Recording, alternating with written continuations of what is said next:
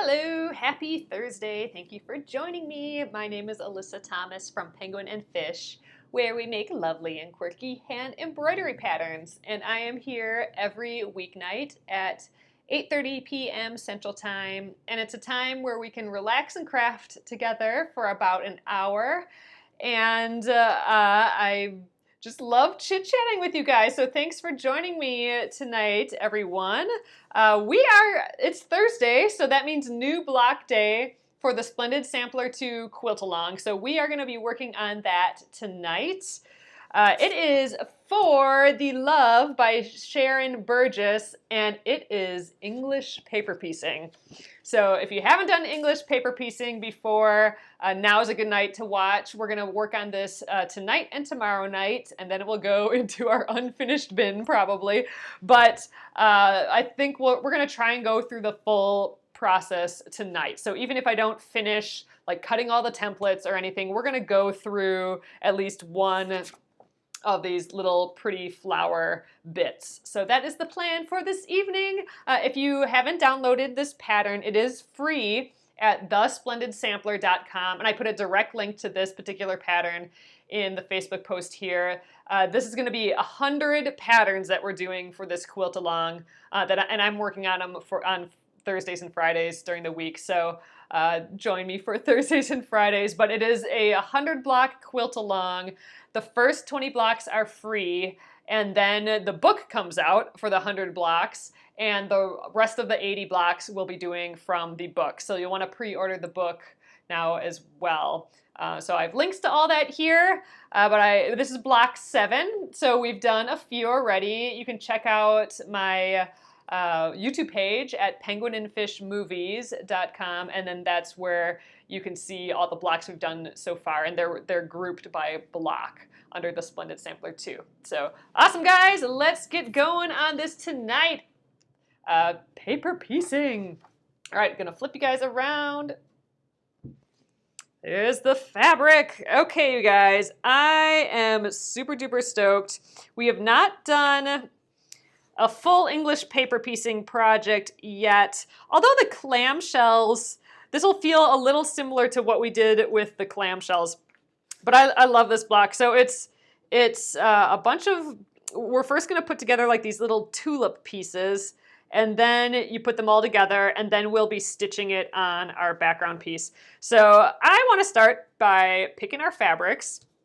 I'm gonna pick from this kind of neutral stack here again.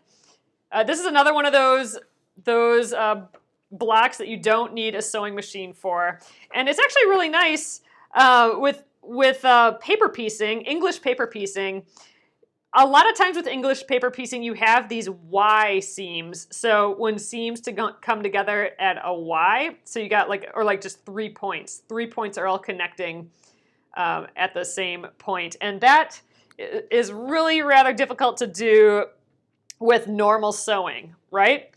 With paper piecing, it makes it super duper easy. So this is a great project if you want to sit and watch movies, or if you want to stick it in your purse to have it while you wait in line or wait in a doctor's office. English paper piecing is perfect for that. So let's give it a go. First of all, let's pick some colors here. Here's another colorway which is really adorable. But I really like how it comes together in this one, and it looks like a flower with leaves. I think this would actually be a really great Christmas block, like a poinsettia. You could do, or a poinsettia, however you want to say it. You could do red for this flower part and then green for the leaves, or these diamonds. That would be really rather pretty. But all right. Here are our pieces. They are itty bitty bitty bitty, like everything for the Splendid Sampler 2 here. But I'm gonna use the white fabric as my backing fabric. I've been using, that's kind of one of my parameters I put on myself for my particular quilt. I want white to primarily be my primary background color. So we're gonna use this. I probably won't cut it out yet. We'll just worry about the pieces. But then the rest of it, so this little centerpiece, we need 3 colors. And I like in this first piece, this first way, how, it's a little light. The petals, what I'm calling the petals here, are a little bit lighter than the leaves. I'm wondering if we can do a similar kind of value contrast thing. Or maybe something like this, like where it's really, really simple with like something less simple in the background. Like this is kind of cool. So this could be our petals, like our little petals here, and then these could be our leafy diamonds. That could be kind of neat. I like that. I mean, I think these contrast really nicely. You can see them like it's going to pop against each other, which I think is important. I haven't been all that good at that all the time. We need a little centerpiece. I wonder what would pop against there. We've been using this a lot. That doesn't really pop too much. I like these little flowers, but this crisscross is pretty similar to that. Maybe since this is so yellow, we could go with like another brownish color. Or here's a kind of a pop. Actually, it doesn't pop all that much, does it? Let's see, what else? Maybe a little swirl. I always kind of like laying it out how it appears on the sheet here. So proportion-wise. So the proportion of this is kind of similar to this flower, and then I'm putting, just a little bit of this flower behind it. And, I'm just doing this. Do I ever use your ruby ruler? Gina, I do. So here is the ruby ruler. It's by Blair Stocker. And what it's supposed to help to do is see value. So lights and darks. It's supposed to help see lights and darks from each other. So let's say I couldn't quite tell, how I want this to be a little bit lighter than the petals. Let's say I couldn't quite tell what's lighter or darker here. These are pretty close. So I can put the ruby ruler over it and it kind of deletes the color. It kind of just makes it all this red. All right, hitting record on my computer. So, all right, guys, I think we're back here. Man, Facebook, I think, did an update. Everything's looking a little different on my end. And yeah, we had a bad connection there. So I'm going to just wait to see. Okay, good. You guys can see me again. I can see you start popping in. So hopefully it's fine. Sometimes when it does that bad connection, it just does it once and then it doesn't do it anymore. So let's hope that's the case now. I'll just wait a second here just so you guys can pop in again. And we'll give this a go. I want to do this English paper piecing. So if you guys are coming here for the first time, we're doing the For the Love block by Sharon Burgess. It is English paper pieced. So we are going to give that a go today, and I am just starting to pick fabrics. If you're watching on YouTube, then you know all this already, but thanks for coming back in, you guys. I'm going to flip you around, and let's get started here right away. All right. Okay, guys. We are back at it. So here we are. Oh, your house has weird internet anyhow, Julie. Yeah, I don't know. Facebook definitely did an update because my little pop-ups of you guys talking look different. And, I just restarted my computer and the phone and everything, and who knows. But anyway, we were looking at the fabric through the ruby ruler. And by looking at through here, you can tell what's lighter or darker a little bit easier. So it's like light, medium, dark right now. And that's going to be really great because the different contrast and value is going to help us read the shapes a little bit better. So since this is a darker value, this lighter value is going to pop off of it a little bit more. Versus if we did something, a similar value, if we look through here again, it probably looks pretty similar. See, they kind of blend into each other. So we might not be able to tell the difference between these two from far away very easily versus if we do something that is a little lighter of value on a darker value. So, all right, I think we'll go with this. We need our middle color yet, though. I was kind of playing with this little swirl just because I think a swirl would look kind of pretty. Here's another kind of even lighter swirl. That's kind of sweet. We could go dark, medium, and light. I kind of like this. It's kind of subtle and pretty. Let's do this one. Okay.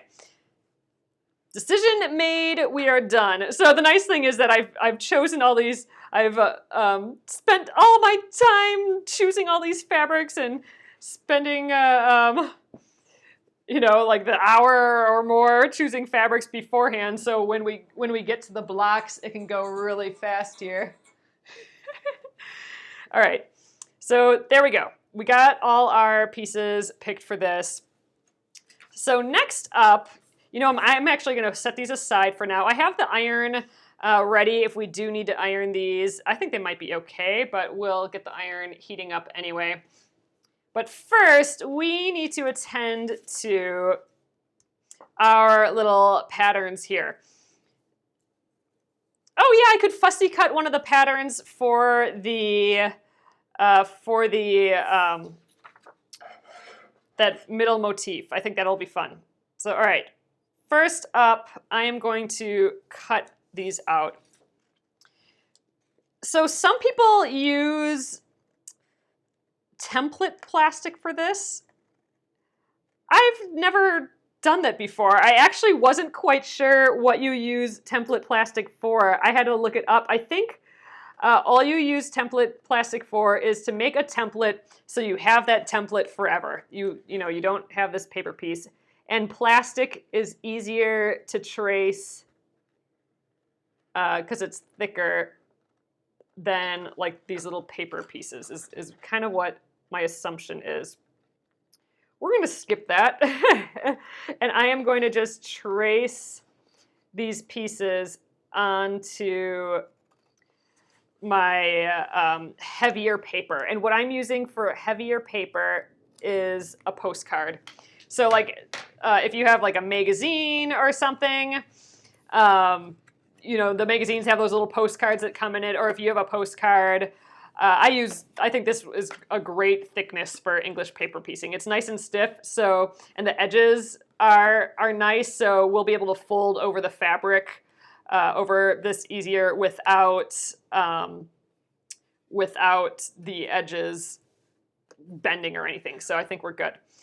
So Linda, you say it's easier to trace the plastic and won't wear out along the edges. That makes sense. And if you're doing a huge project, like if we were doing a quilt that had, you know, like 30 of these, then, you know, template plastic might be the way to go. But I'm gonna draw one, and then I'm gonna cut it out, and I think I might use the cardboard as my template, but we'll see. First, we'll see how this holds up. This is, I'm using kind of a, let's get a little closer here. I'm using a paper from my printer. The color printer is a little stiffer too. I'm actually gonna take my little glue pen. So I have this Soline glue pen, and we're gonna use this a lot easier. It's water soluble. So I have a link for this in the post if you're interested, but I'm gonna just put a dab on there to keep this in place while I trace. Ooh, or not. Maybe a bigger dab. Oh, Lucy used two layers of freezer paper. That's a good idea too. Yeah, because freezer paper is see-through, so you'd still be able to trace the pattern, and 2 layers of thickness of that freezer paper will give you like the thickness you need. I'm just gonna do this real quick. We're gonna just cut out the one, and then I'm gonna use just the thickness to trace it. Although this is actually working okay, so maybe I'll just keep going with this until it feels like it's not working too well. So that little glue dot, I think I might put a little bit more on there. So we actually need 4 of them going this way, and we need 4 going the other way, like this way. And there's another template piece for that, but I think I will. Oh, Deborah, shoot. Deborah might not know. I just got a Facebook message from Deborah. I don't think she knows that we went to a new feed, so hopefully she checks on that. All right, so we'll just do the 2 for now, just because, like I said, I I want to work through this so I can show you guys how to do the paper piecing. So I'm not going to draw all my templates yet, but I do need one going the other direction. So I'm going to go like this. And again, my paper is a little thicker, so it's working okay. But if this starts looking like it's getting eaten away, then we'll switch.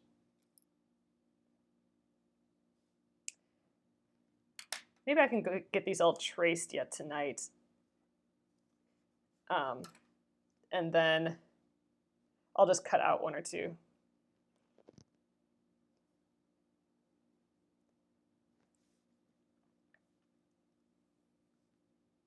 All right.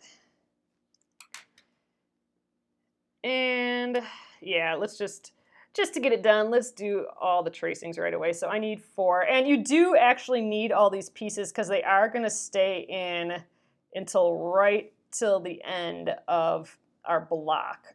So it's not like you can just do one set and because and then you'll take them out and use them again. That's not really the case. You're going to want the amount. You're going to want all 4 sets. So this is a little different for me, this English paper piecing, because it's got this curve.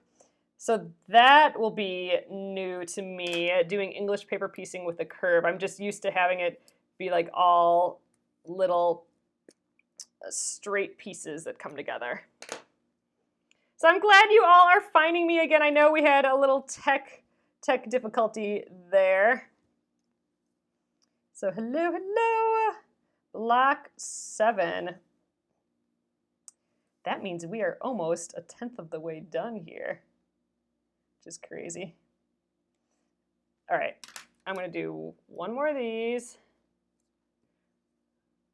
We'll go over the text right here.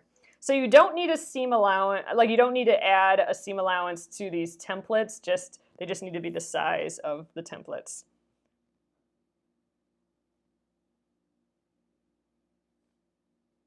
Oops, there we go. All right, so that is it. We have 4 going one way and then 4 going the other. So we actually don't need this piece anymore. I'm going to cut this diamond. Oh, so instead of cutting out the other piece, I just flipped it because it is a mirror image. So that's this piece right here. So I don't have to cut that guy out. But this one we do need. So if you are using template plastic or freezer paper, the other nice thing about doing that is you're not going to mess up your pattern. Like right now I'm cutting into my pattern. If this is the book, I would not want to cut into the book, you know what I mean? But since these are still the free patterns here, so maybe once we get the book, once we start working directly from the book, and if we have another English paper piecing project, which I'm sure we will, maybe for that I'll get the double freezer paper out or something, give that a try. But this seems to be working a-okay right now. So we need 4 of these. Dab on that little glue again. We are going to get to actual paper piecing tonight, though, pending technical difficulties don't happen again. All right, there's 1.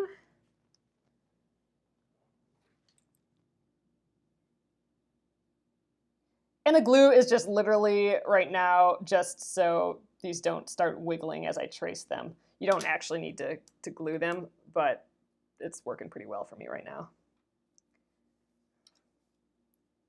I have no reason why I'm going in the white. I could go on top of all this text and design stuff here, but I don't know. I guess I can see my lines a little bit better this way. All right, 1 more of these, and then we just have that square. Then we got all of our pieces traced, which is nice. Then when I'm sure we won't finish this in the next 2 days, so I'll have all my pieces all ready for when I am ready to cut them all out. Okay, 4 of those. And last up is this guy. So another thing to make sure of is when you print out your pattern, make sure you are printing at 100%, or sometimes it's called actual size, because all of these fit together. If you accidentally print it smaller, then all your pieces will be even smaller. It won't matter for this one. You'll just end up with a smaller center piece here. But for some of the other projects, you're going to want to make sure it's at that 100% or actual size when you print. All right, we just need 1 of these.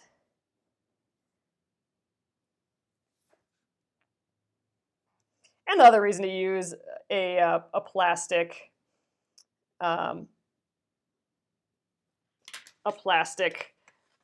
is that if you wanted to make a bunch of these blocks, then you'd have that plastic ready to go. Okay, so there we are. I am going to just cut out enough to make 1 of these. So I'm going to cut out a diamond and 1 of the petals that are going this way, and then 1 of the petals that are going that way. So I'm just going to roughly cut it out so it's just easier. It's going to be easier to cut it away from the group. We'll get these 2 on the end here. This guy and then this diamond.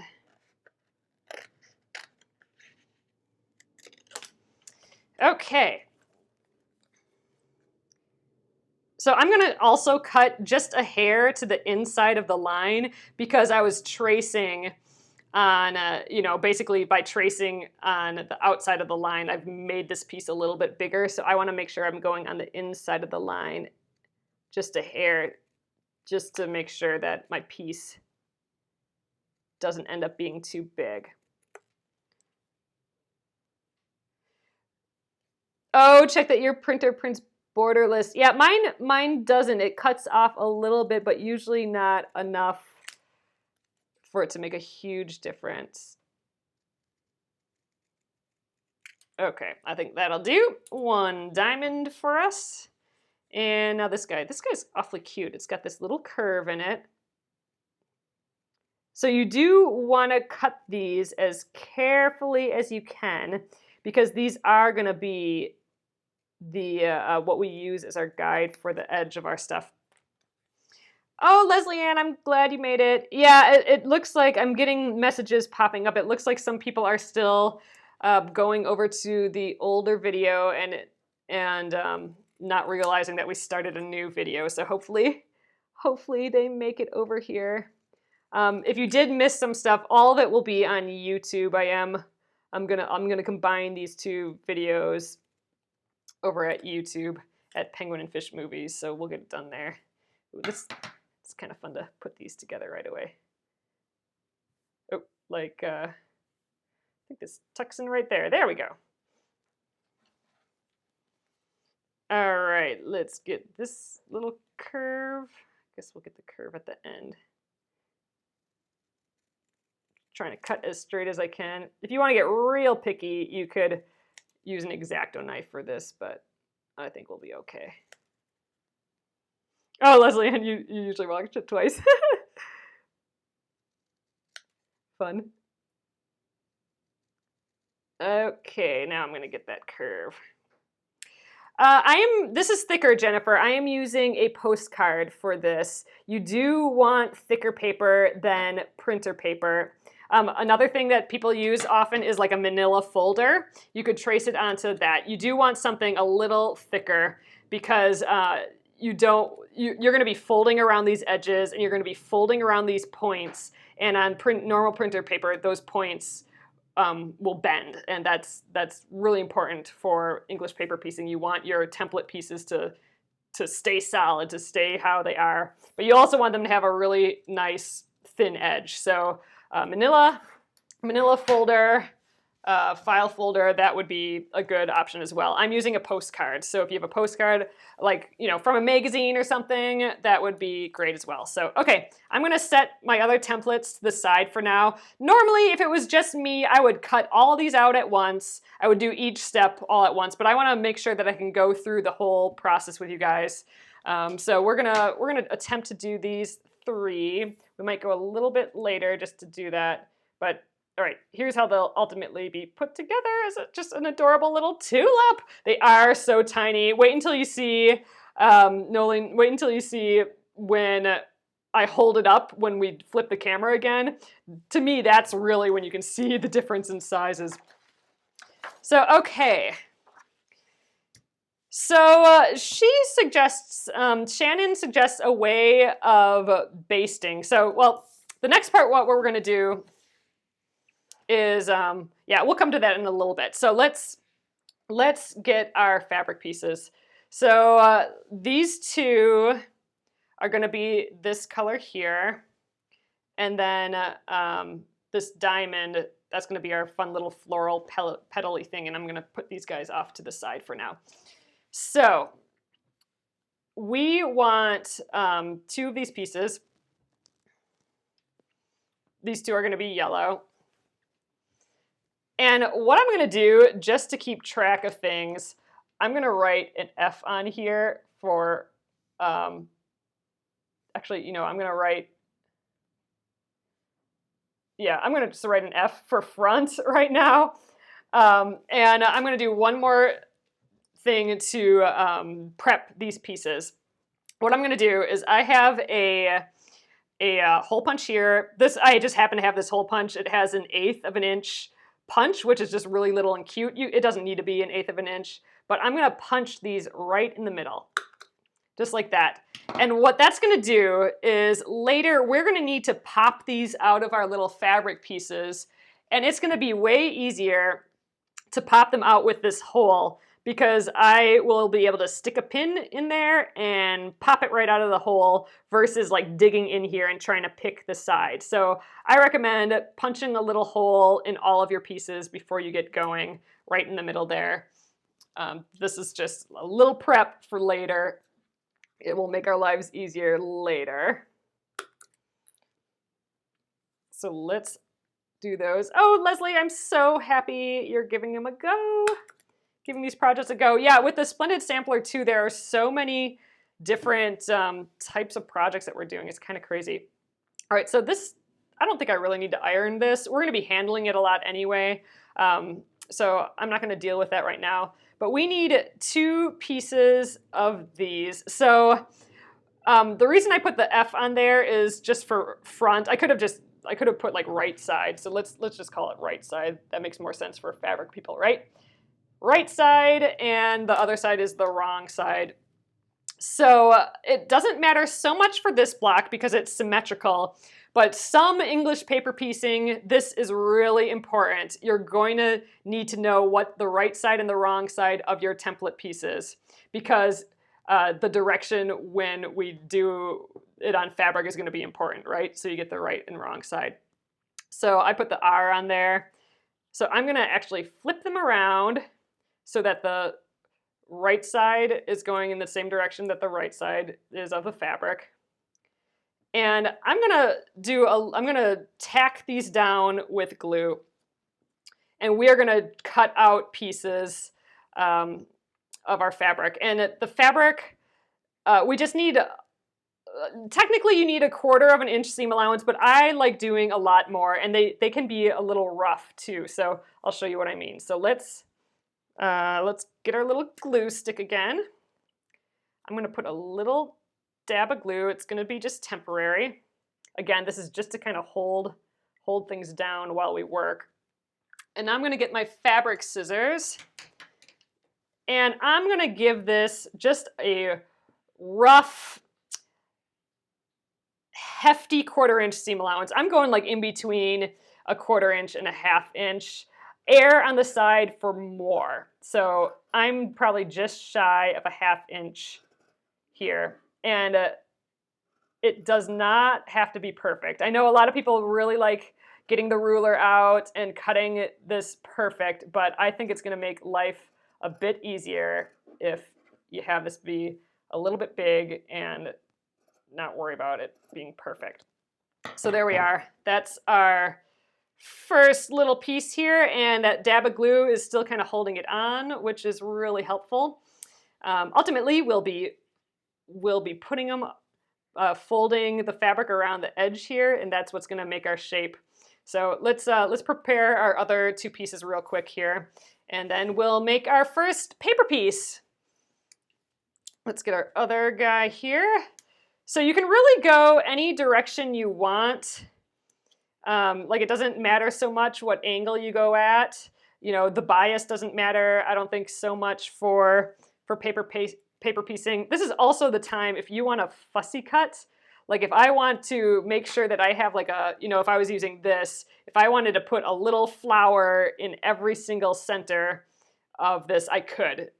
English paper piecing is great for being all fussy. Fussy cutting just means you're cutting your fabric to on purpose frame a motif in your fabric. So like for the square, for example, if I wanted this gray flower right in the center of my square, I would put my square there and cut it out. That's called fussy cutting. When you're being fussy about how the motifs that you're cutting out, basically. Oop. I guess I need a little more glue on there. That did not want to stay. Bloop. Oop. Let's get some glue out. Okay. I'm just trying to place this so I have a good enough seam allowance around. Again, I'm giving it a pretty hefty edge, a seam allowance, more than 1/4 inch.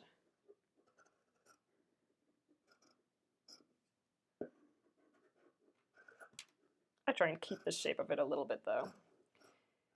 Okay, so we got those pieces, and now we just need our diamond, and that is that other color. That's this this little floral, and really we could fussy cut this a little bit.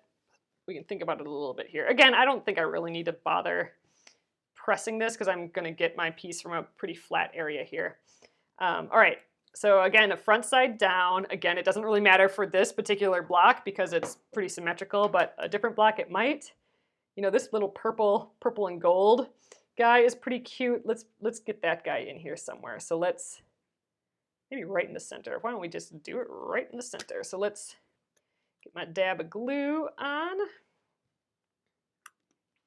Get that cute purple and gold one right in the center. Right, and the same thing, we'll trim this out. So a little bit larger than 1/4 inch seam allowance is how I like doing it.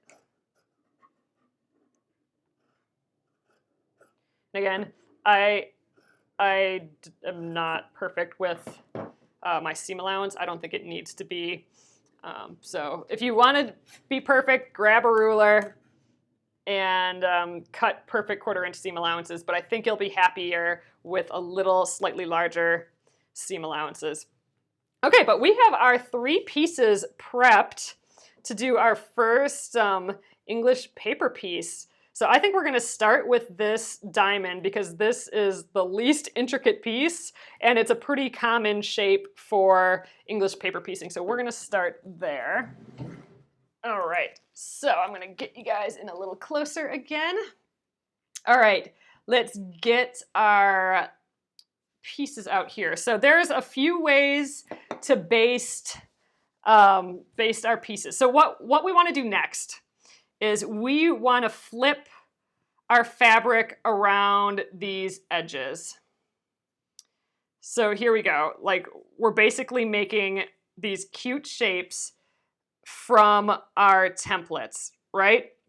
But I can't hold them here like this, right? I need a way to keep the fabric folded along the edge while I sew them together. So like this piece is going to eventually get sewn to here, right? but I need a way to hold these in place. So we're gonna baste it. So that's basically what basting means. It's temporarily holding something in place. So in the instructions, and this is a common way that people do English paper piecing. I don't do it this way, so I'm not gonna do it, but she has it where you fold over an edge and then you stitch all the way through the back of your seam allowance, through the paper, out the other side, and then back through all 3 layers. So in that case, you would fold over an edge and you would stitch all the way through to the back and then all the way through to the front. And that's how you would hold this fold against your paper. So I'm going to do it a little differently. I'm going to show you a couple ways to do it. And but I'm going to just tell you straight out, my favorite way is to glue it. We did a little test in the Splendid Sampler 1. We tried 3 different ways of basting it, and the glue was the fastest, the easiest, and held the shape the sharpest. But I'll show you the way that I learned. I learned to sew baste it on, but a little bit different way than in Sharon's instructions here. So let's get Zeb out. Here's Zeb, so cute. He's from Fish Museum and Circus, and I'm going to use this Milner's needle through this English paper piecing process. And it's actually bent from the English paper piecing. So a Milner's needle, it's also called a straw needle. It is longer than your normal needle. So if we look at this needle and compare it to like a normal just sharps sewing needle, it's just much longer, which is going to make it easier for us to work with. If you just have a normal sewing needle, you're going to be perfectly fine. Although it is just a hair easier to work with a longer needle. You'll also notice that this is a super thin needle.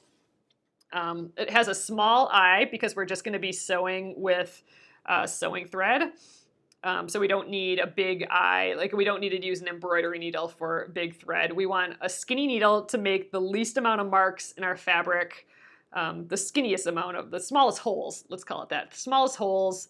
And again, the long Milner's needle or a straw needle works really great. So I cannot for the life of me remember the size of this needle, but I did put a link for a set of Milner's needles. Like here's another one.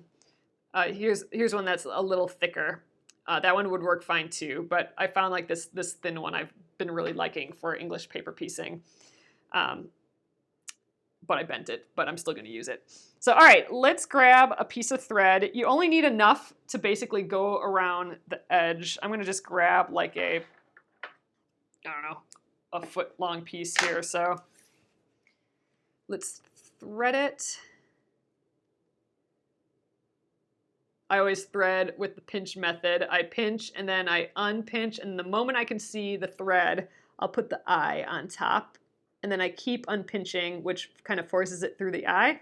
Grab the other side. That's my favorite way of doing it. You can't use the longer needle. Oh, you keep stabbing yourself. Oh no, Lucy. That's a good reason not to use the long needle. Okay, so a 10 or 11, I think. Yeah, I think Nolene with needles, it goes, when the numbers go up, the skinniness goes down or whatever, or like it gets skinnier, right? So yeah, I think this was maybe an 11. Almost want to say a 10 for the Milners, 10 or 11. Yeah, that's probably the case. All right, so I'm gonna fold over one edge here. So let's go here. I'm starting with the edge that has the obtuse angle. So, a little bit bigger than 90 degrees. We're gonna just start by folding over one edge, and I'm gonna finger press that. I'm gonna finger press it all the way. So just giving it a little squeeze so that the line continues all the way up. There we go. So that is step one. And now I'm going to fold over the second edge, the edge that's right next to it.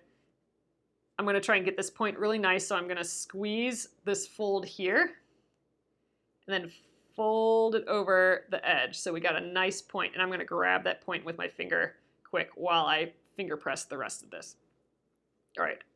So now we got that nice point. Here it is from the front. We got these two nice edges. So what I'm going to do with my needle here, and this is temporary, it's just basting, so it doesn't have to be perfect, but I am going to go from the right side. You can see there's this little itty bitty fold. I'm going to go from the right side of the fabric a little ways in from the point, but not too far, so about 1/8 of an inch. I'm going to go from the right side of the fabric to the left side, just like that, and pull the needle through, and I'm gonna stop before I pull the whole tail through. So I just have this dangly tail here yet. I'm gonna leave that. Oops, sorry guys. Bumped ya. Okay, so I'm gonna do that again in the same place, just in the same hole even, from the right side to the left side of that fold, and then just pull that loop, and that's gonna kind of lock, it's gonna make one little stitch, and that's gonna kind of lock this in place. I'm actually gonna do it one more, just to make sure I don't pull it through. Oh, pretty nail polish. Thanks, Lucy. I thought I'd put nail polish on again since it'll be really close up tonight. All right, so here I just went from the right side to the left side again, and now we're good and locked in place. So now I can let go. That's gonna stay there. So now we can work on the next corner. So I'm gonna just get this fold nice there again. Let's finger press that, and this one I'm gonna fold over this next edge now. There we go, and you'll see this time we have a little flag, a little dog ear there. Don't worry about that at all. That's actually gonna maybe help us later. It helps keep this point nice, and it helps line up our edges. Do not cut that off. It's gonna be totally fine. So what I'm gonna do for this one is I'm gonna just jump from where I was right here. I'm just gonna jump up to there, and I'm gonna go in, and I'm gonna go in and out. I can't see that left to right or that right to left fold anymore, but I'm gonna go in and make sure that I'm grabbing both of those pieces. I should be able to go right in the middle and know that I'm grabbing, and then go in again. Feel that you're grabbing those 2 layers of fabric. All right, so we've locked that in place. So here we are from the front still. We got our nice angles and our nice points. And let's do that again. So fold this piece over nice, and then we'll grab our last fold, fold it over. We're not going to worry about this quite yet. One fold at a time. And here again, oops, sorry you guys. Should get a little higher. Here we can see that right to left of the fold again, so we're going to do that. So start on the right side of the fold, come up on the left,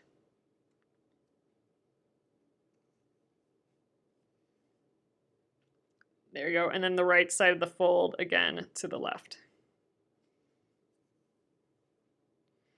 And there we go. And then we just have our final little point to do. Let's make sure our fold is all happy and nice in there. And again, let's just go through both layers of fabric right kind of near that point. And one more. Stabbing my nail polish. All right, and I think we'll do one more just because this is our last bit, just to make sure we're holding solid there. And that's it. I can take the thread off the needle. This is kind of like a lot of slack, so I'm just going to trim it a little bit. And there we go. This is our first piece, and we've thread basted it. And we've thread basted it without going through the paper. That's the difference between this way and the instructions. We have not gone through the paper at all. We've only gone through the fabric. So this is how I learned how to thread baste an English paper piece. Do you iron them before they're put together? I don't, Kathleen, but I don't see why that would be a bad idea. I think that would be actually a great idea.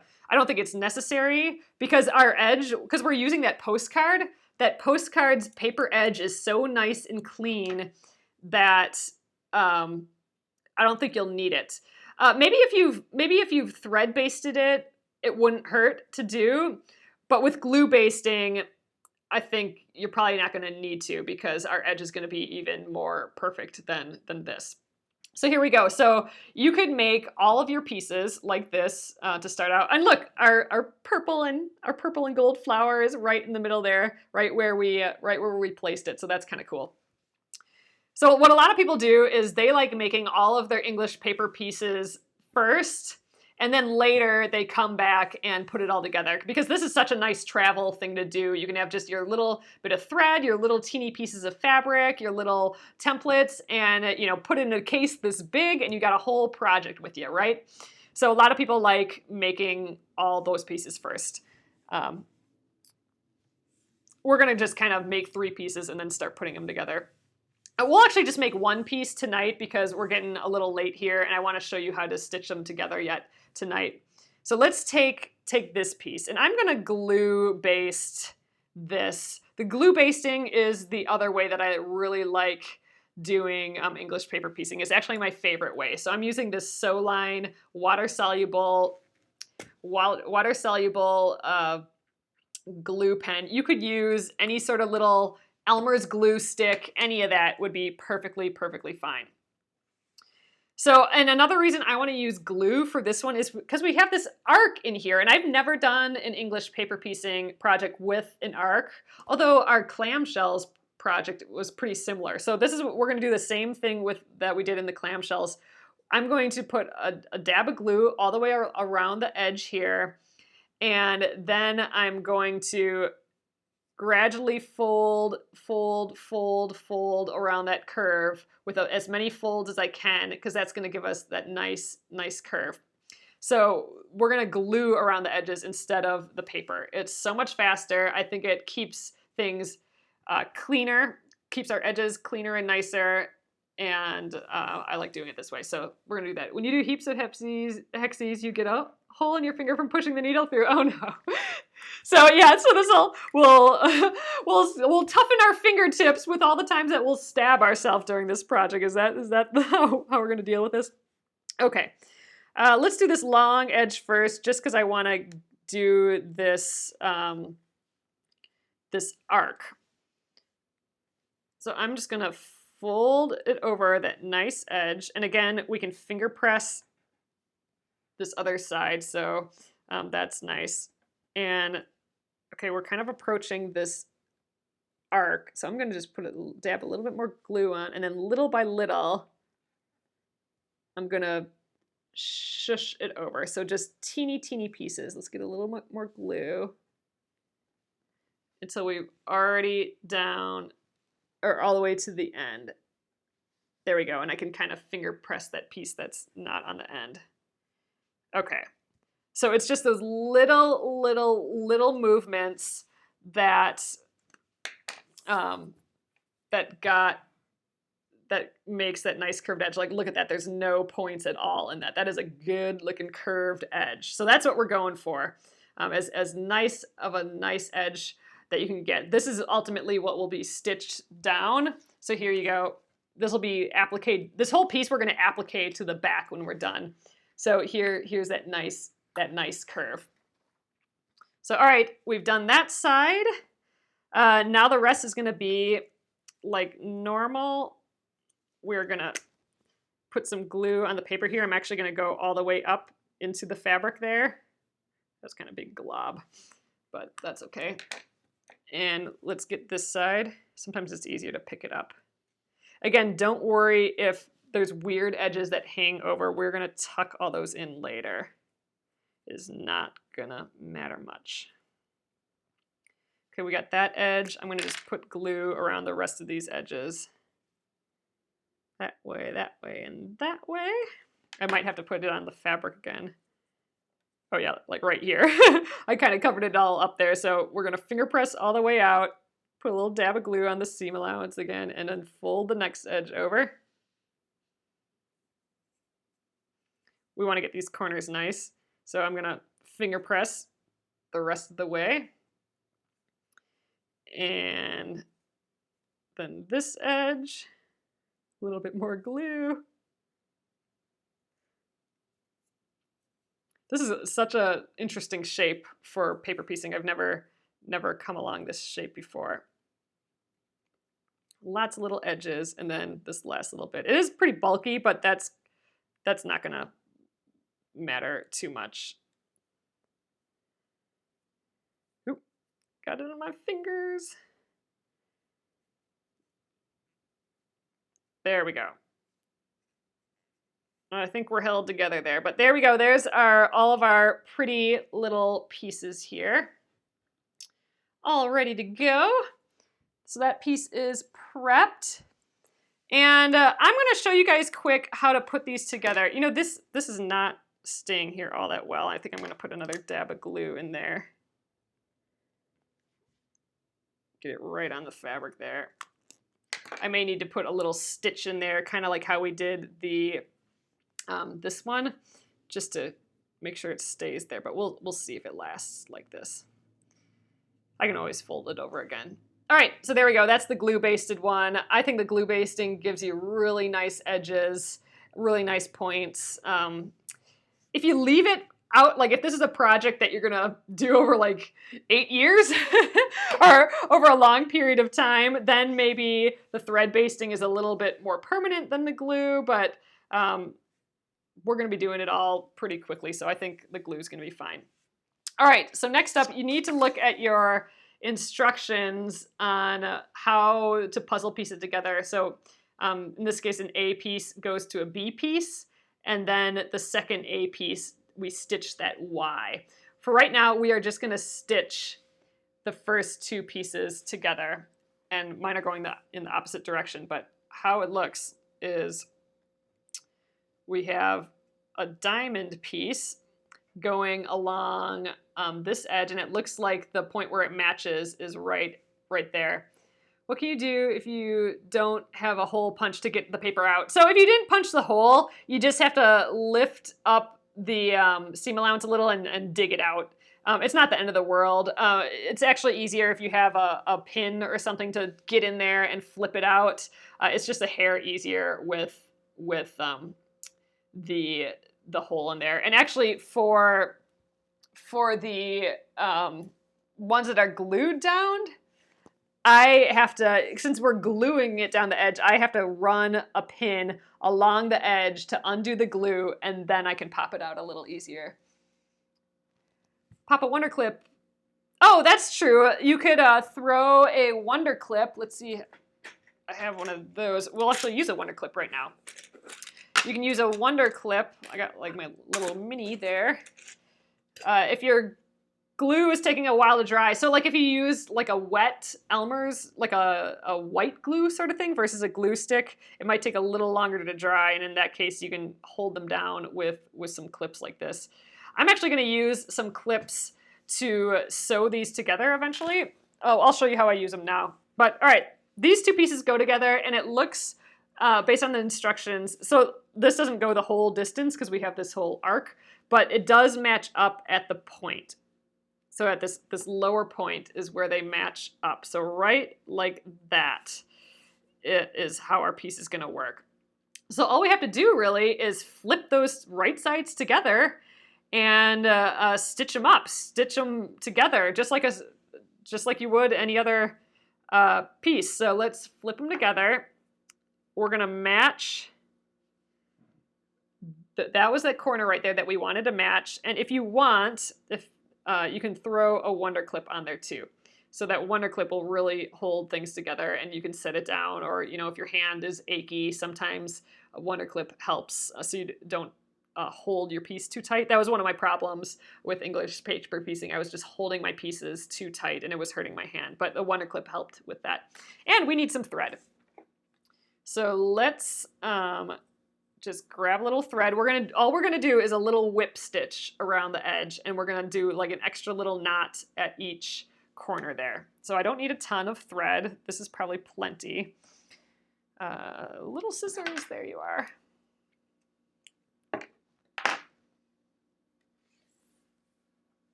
The knicker knot. Yes, so Noeline, I think we'll do a knicker knot. I'm gonna do a normal knot, like how I learned how to do this, and then we'll do the knicker knot. So the knicker knot is a knot that I learned last Splendid Sampler, and it's just a way for a little extra knot security at the end here. So this is kind of how I learned how to do it. I'm gonna just put the needle through both sides on right through that point. So you can see I'm kind of, this was that weird seam allowance, that like dog ear there. I'm just gonna push that out of the way for now. Easy peasy. So I can see my point there, and you can actually feel the point. It's because your paper is still in there. So your point and your point. Seam one looked like the two bottoms first. Seam one, oh, no, that's for the second bit. So I think what she's saying is, first you gotta do these pieces together, and that's this seam here. Once that seam is together, now you have an odd looking seam that you have to deal with. So when you put the second seam on, then you wanna do that piece first and then this seam. So you're gonna start here and then crawl up this way. So you'll start at the bottom, hit that point, and then turn, and then keep going up. So that's what this is meaning. But for that first part, so this is step one, this is step two. Step one, we are just sewing that little seam there. So here's our starting point, and we're gonna just sew until we run out of space. There's no matching point up here because this is just where the curve starts. It's hard to know. So I don't have anything to match up there, but I can match these points. So that's what I'm worried about now. Good question, though. Good point, Gretchen.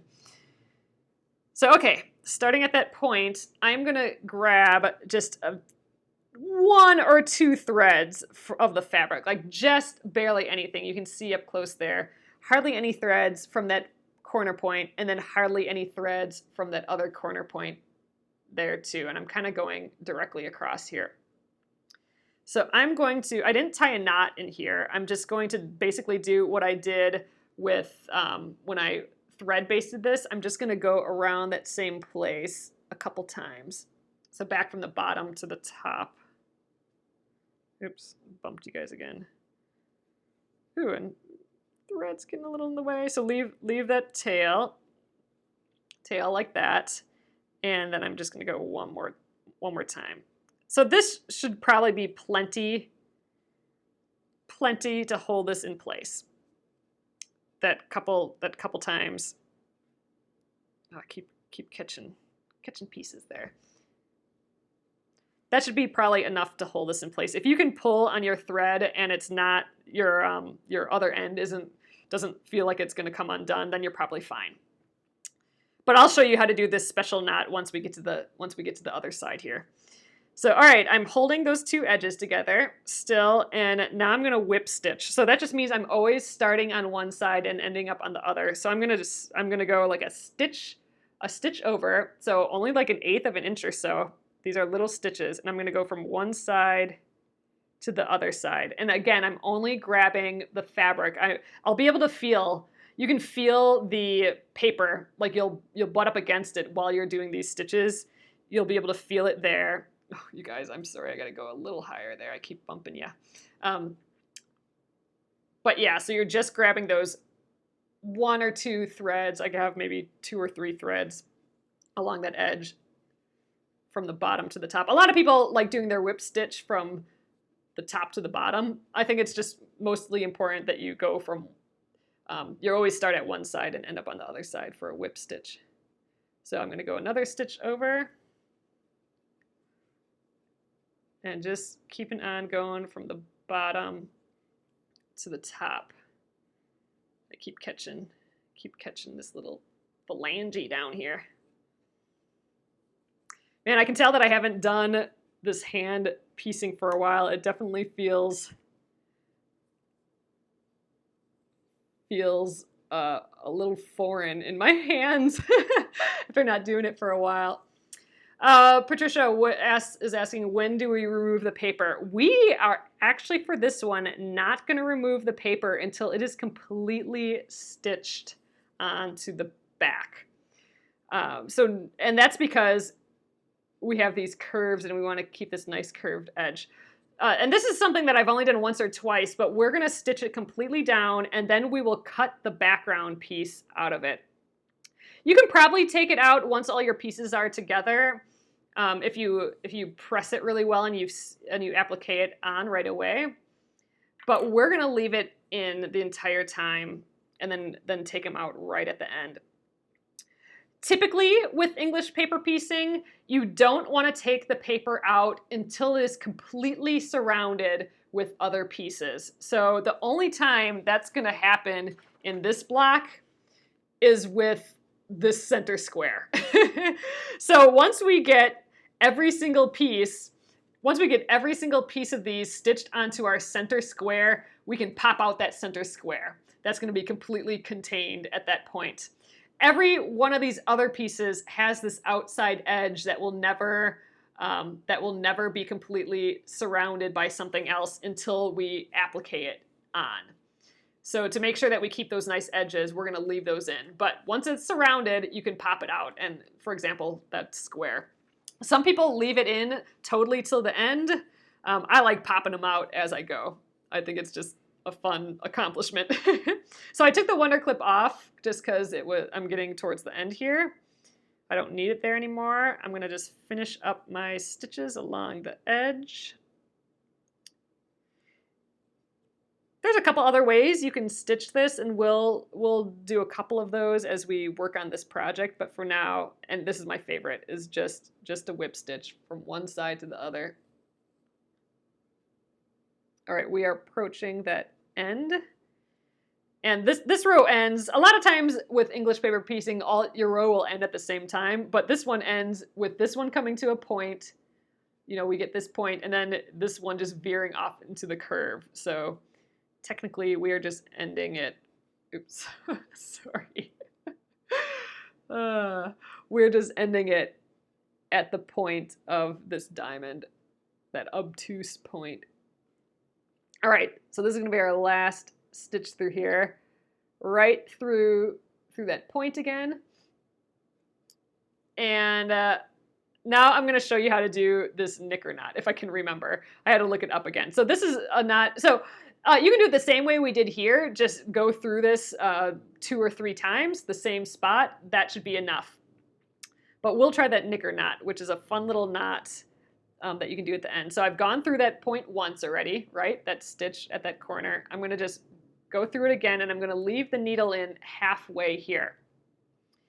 So you can see there's 2 little parts to this. I have the thread that's coming out of the fabric here, right? And then I also have the thread that's attached to the eye of the needle. So we're going to, this thread that's coming from the fabric, we're going to just bring it to our left, and we are going to go underneath our needle from the left to the right and bring it to the background. And then I'm going to just kind of hold it there with my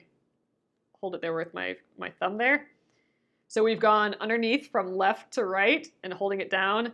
And then with this part that's on near the eye of the needle, so the part that's connected to the eye, I'm just going to take both of those bits there and go from the right to the left under the needle.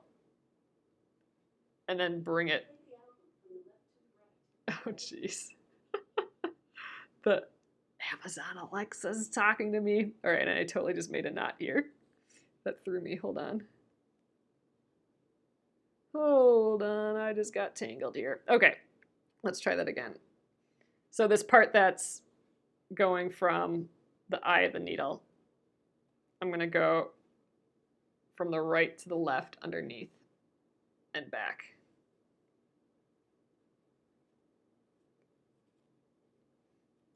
Okay, and then I should just be able to pull that through.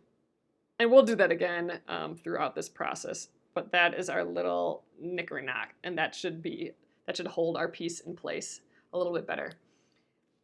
You don't want to cut the back, so I'll figure out how to take it out before the paper applique. So Patricia, in that case, I would do the whole entire thing, keep the paper in, do the whole entire middle piece, you know, your paper piecing day, and then press it really well, because when you press it, then you'll get those nice sharp edges. Then take all your paper out and then make sure to glue baste it or get it basted to the back piece right away.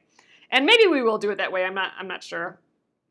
But yeah, that's how I would do it, is do the whole paper piecing, get your piece done, press it really, really well to make sure you get all those edges, then pop everything out and get it appliqued right away. So all right, I'm gonna just cut my thread a little bit there. And now our two pieces should be connected. You can open them up, and there you go, our first two pieces together.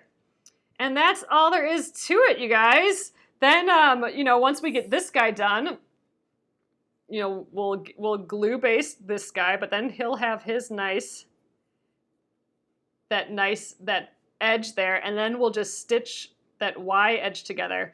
We'll do that tomorrow for sure. So basically what you do is you match up the first row, and then you kind of bend things a little bit to get to the next row. And it's a little goofy, but that's what we'll do tomorrow. We'll finish up this little this little tulip, and we'll start our next one as well.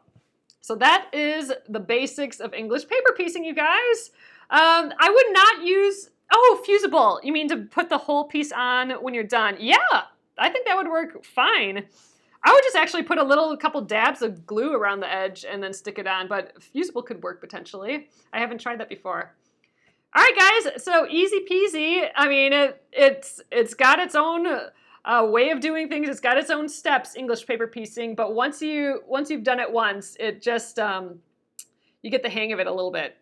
Use so much glue, you didn't think you could get the papers out. Oh, Lucy, again, if you use too much glue, and it happens, you can take a pin, get like a nice sturdy pin. This one's maybe a little floppy, but you can just get in there, like get right underneath, and then just scrape along the edge. That'll kind of scrape off the glue. So like a sturdy pin, get in there and scrape it all off. And then you should be able to pop it out a little bit. But yeah, and if there's a little residue of paper on your fabric, it's not gonna matter. That's all gonna just kind of deteriorate in the wash and stuff. So there we go. So I'm gonna flip you guys around and we will call it an evening. All right, hello guys. So thanks for sticking with me, you guys, coming around for round 2. We had a little technical difficulty here. Oh, yay, Carol's coming to Minnesota early tomorrow a.m. Yes, Pizzeria Lola, delicious. Give it a go. So here we go. This is how big this is. This teeny itty bitty piece that we just did is this big. It is so small. Can you imagine working with pieces this small? It's just crazy town, but it's gonna be so adorable and cute. I just love it. I think these colors are gonna be kind of interesting together. My blonde, my light blonde quilt, but I'm stoked. So tomorrow we'll be working on this again. And we'll be doing that third piece, and we'll be doing that Y seam for sure. And then we'll be keeping on going. Kelly asked, can you use the stay starch and a little paintbrush? So yes, that would be a fabulous idea, Kelly. I think you're talking about once you finish this entire piece. If you want to take out your pieces before stitching it down to the background, yes, I would take your pieces with the paper still in, and get a little bit of starch and put it on a Q-tip or something, and then dab down on the edges of all of it, and then press it. Use your nice edge of the postcard and press the starch, and then pick the whole thing out. And you should still be able to keep that nice edge. I still would try gluing it down or basting it in some way to your background piece to make sure that you keep those nice edges before you applique it down. So yeah, so if you're at that stage, then yeah, that wouldn't hurt, some starch to put it down there. Just a nice hot iron would probably do the trick fine too, enough for you to take the pieces out and get it glue basted, or thread basted, however you want to get it on there. But there we go, guys. I will get this up on YouTube at Penguin and Fish Movies if you want to watch again. I do have it categorized in the Splendid Sampler 2 project, and then within there is all the blocks, and they're divided by blocks, so it should be easy for you to see all the videos for whatever particular block from beginning to end. And by end, I mean whenever I finish them. And that's only 3. I have 3 unfinished blocks yet. So if you're wondering why I don't have the rest of the videos, it's because I haven't done it yet. I haven't finished that block yet. But yeah, I'll get this up. And yeah, tomorrow we'll do that Y seam. So thanks, guys. I will see you tomorrow at 8:30 p.m. Central Time. Have a great rest of your evening. Good night.